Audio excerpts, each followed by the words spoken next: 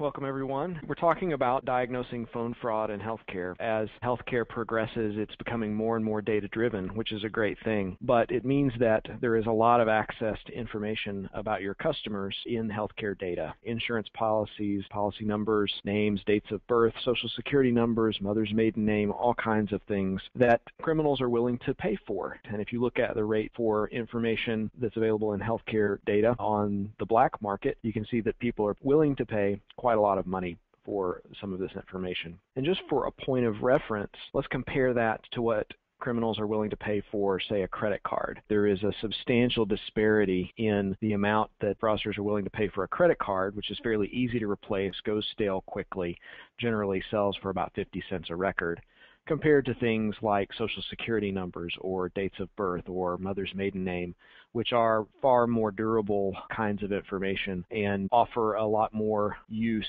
across all different kinds of attacks. What are some of the risks that you face as healthcare industry? There are regulatory issues, HIPAA and other regulations. There is a lot of risk to reputation. Finally, even patient safety might be affected. If a fraudster were to use someone's identity, for example, to secure medical services, could that corrupt a patient's health record and therefore, with a wrong blood type or allergy information, perhaps put a patient's health at risk?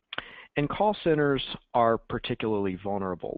Let's talk a little bit about that. Well, how would you go about stealing medical data? One way is to walk into a doctor's office and physically remove the records. You're limited by how many of those that you could carry out. More and more, we're putting medical records online, and those systems are vulnerable to hacking, but there's a fair amount of focus on protecting online data.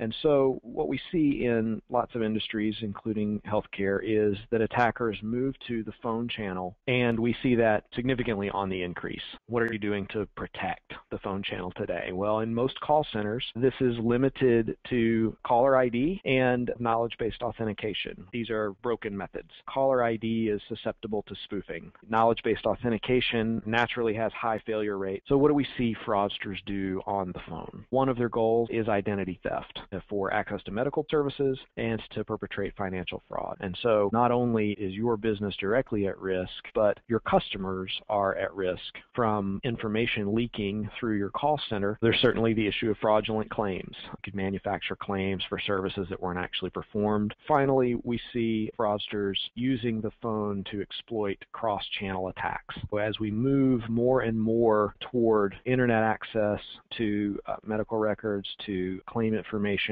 policy information, we move to mobile apps, fraudsters will work across these different channels in conjunction with the phone to gain access and exploit the weaknesses of each of those channels. So for example, one of the things they might do is call into the call center to establish online account access. So what can we do to defend against this? Well, there are three primary practices that we encourage here. It's important to be tracking phone fraud. You need to be detecting that. You want to have systems in place that are capable of detecting these attacks as they occur. Finally, you want to improve the authentication. There need to be stronger mechanisms in place for ensuring that the person you're talking to is actually the person that you are allowed to disclose information to. It's clear that the phone channel is the weakest link in protecting patient data. You need to begin doing some things to understand what phone channel attacks look like in your organization, monitor and track that fraud, put systems in place like phone printing from Pindrop to detect phone fraud, and implement improved authentication practices, including risk-based authentication